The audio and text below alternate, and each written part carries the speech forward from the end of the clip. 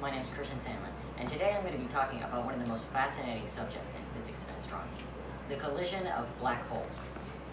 Okay, so now here you can see we have two black holes, but I first have to clarify that they're not going to be hitting each other head on. Because space is so big compared to the black holes, the chances of them colliding head on is next to zero, much like my chances of winning this competition. But what they're actually going to be doing is they're going to come close to each other, but they're going to miss, and then they're going to get stuck in each other's gravity, and they're going to begin orbiting each other. But over time, they're going to get closer and closer together, until eventually they're going to mesh into one larger black hole.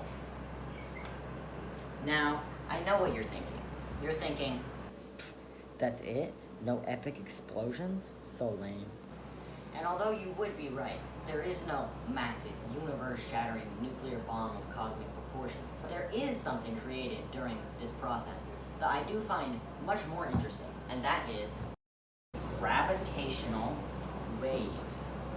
So gravitational waves are basically ripples in the fabric of space and time that affect every single thing in the universe.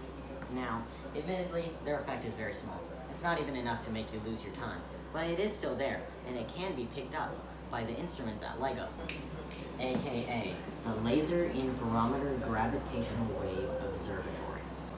So now LIGO is basically a network of two sensors, each located on opposite ends of the country, that can pick up these small disturbances that are gravitational waves.